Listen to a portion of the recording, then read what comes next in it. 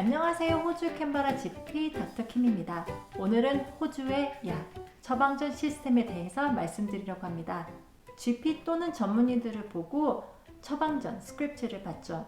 이 스크립트, 처방전을 가지고 약국, 케미스트, 파마시스트, 드럭스토어에 가셔서 약사, 케미스트, 파마시스트에게 처방전을 메디케어 카드와 만일 컨세션 카드가 같이 있으시면 같이 건네줍니다.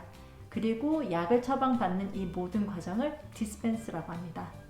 약의 가격은 어떻게 책정이 되고 왜 매일 정기적으로 먹는 약을 쥐꼬리만큼 한 달치밖에 안 지어주는지, 리핏은 무엇이며 지네릭은 무엇인지, 또 한국처럼 봉주로 하루치씩 한꺼번에 지어주면 좋을 텐데 호주는 그런 시스템이 없는지 궁금하시죠?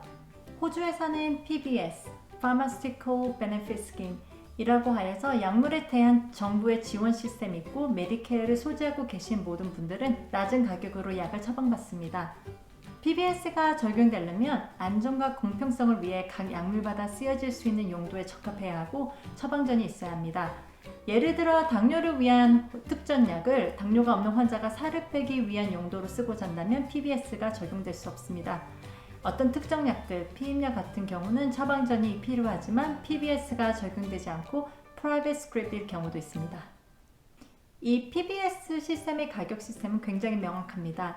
2021년 기준으로 하여 만일 컨세션 카드가 있으신 분들의 경우 $6.60의 약을 처방받습니다. 그리고 전혀 혜택을 못 받을 경우 최대 $41.30의 약을 처방받습니다.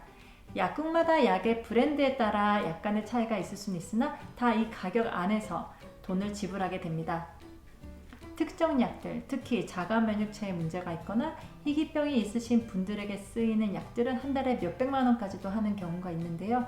이 모든 걸 호주는 그 사용 용도만 적합하다면 이 가격선에서 약을 구입합니다. Private Script 이란 PBS가 적용되지 않고 100% 개인의 부담이니 가격은 천차만별입니다. 특정 개인 의료 보험에서는 청구하실 수 있습니다. 호주의 처방전은 이렇게 생겼습니다. 위쪽은 의사와 환자분의 디테일이고요. 처방된 날짜, PBS 칸 보이시죠?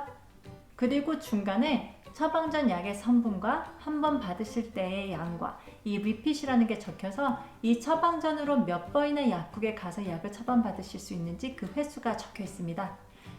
매일 드시는 약이든 아니든 의사의 처방전은 12개월 유효합니다. 리핏이 남아있더라도 12개월 지나면 사용하실 수 없습니다.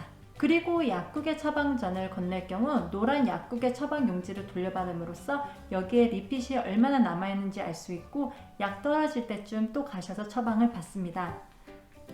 그러니까 잃어버리시면 번거로워지십니다. 그럼 다시 의사를 보거나 전화해서 처방전을 다시 받아야 합니다.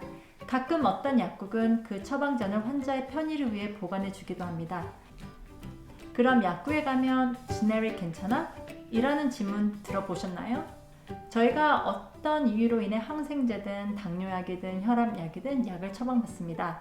위험약 넥시움, 항생제 케플렉스, 에목실, 당뇨약 다이벡스, 혈압약 마이카디스, 고지혈증약 프레스토 리피토. 좀 지병이 있으셨던 분들은 들어보셨을 약들이고 어느 정도 오래된 약들입니다. 이 모든 이름들은 꽤 큰 제약 회사에서 만들어진 약들의 브랜드 이름이지 사실상의 성분 이름은 아닙니다. 성분 이름은 이렇게 길죠. 이 약들은 발명하고 제조한 회사들의 약 이름인데요. 출품 후 한 10년 동안 특허법으로 인해 독자 생산하고 꽤 비싼 값으로 이윤을 창출합니다. 특허 유효 기간이 끝나 다른 회사에서도 같은 성분의 약들을 만들어낼 수 있는데요. 그 약들이 지네릭 브랜드이고 가격이 훨씬 저렴한 편입니다. 대부분 성분이 중요하지 브랜드는 저희도 많이 신경은 안 씁니다. 하지만 예를 들어 항우울증제 같은 경우 브랜드가 바뀜으로써 약의 효과가 가끔 달라지기도 합니다. 그리고 바뀐 약이 복용하시는데 좀 안 맞는다고 느낄 수도 있고요. 그리고 약을 많이 드시는 분들은 색깔이나 모양이 달라짐으로써 헷갈리실 수 있으니 이런 점은 유의하셔야 합니다. 그래서 저는 꼭 비싼 브랜드가 아니라도 기존에 드시는 것에 만족하시고 바뀌는 게 싫으시면 이름을 알아놓거나 먹던 약 상자를 약국에 가져가셔서 웬만하면 같은 거 달라고 하면 좋습니다. 호주 정부는 개인이 드는 의료 비용을 줄이기 위해 지네릭 브랜드를 많이 밀어주는 편인지라 2021년 2월부터 처방전에 브랜드가 아닌 그 약의 성분을 적도록 방식이 바뀌어서 현재 많은 분들이 혼란스러워하고 계십니다. 처음 들어보는 성분명이 적혀 있어 자기가 먹던 약이랑 매치가 잘 안 되고 또 성분명은 대부분 발음도 어렵습니다. 호주 사람들도 어렵고 저도 어렵습니다. 같이 익숙해질 거라 생각합니다. 그럼 왜 매일 먹는 약을 6개월치를 한 번에 주지 않고 꼭 한 달마다 약국에 가는 수고가 필요할까요? 그런 이유에는 크게 두 가지가 있습니다. 한 달마다 약을 처방받으시므로 약사는 환자분이 약을 잘 챙겨 드시는지, 문제는 없는지, 잘못된 양을 드시고 계시는 건 아닌지 모니터링을 해줍니다. 환자분의 안전을 위한 용도이니 그렇다 하더라도 여러 개의 약을 드시는 분들에겐 좀 번거로운 시스템이라고 생각합니다. 혹시 장기적으로 여행을 가시거나 특정 상황에서는 6개월치를 한 번에 처방받으실 수 있으나 GP 허가가 필요합니다. 두 번째 이유로는 특히 2020년 코로나 바이러스로 인해 사재기가 문제가 되면서 더 제한을 두게 되었는데요. 원래는 두세 달 어치도 약국에서 어느 정도 허용을 했었습니다. 하지만 작년에 사재기 이후로 공급에 차질이 생기면서 처방전이 필요 없는 약들조차 한 달 이상은 못 사게 제한을 좀 더 두고 있습니다. 마지막으로 한국 약국의 약봉지 시스템과 비슷한 게 호주에도 있습니다. 웹스터팩이라고 합니다. 대부분 이렇게 생겼고 약의 종류나 양이 많거나 나이가 좀 있으신 분들을 많이 사용하십니다. 대부분 2주에서 4주치를 약국에서 픽업하거나 배달도 가능합니다. 이럴 경우 대부분 일주일 팩에 $5 정도 약국에 지급해야 합니다. GP랑 이미 상의가 되었을 경우 약국이 GP에게 처방전을 요구함으로써 환자의 수고를 덜어주기도 합니다.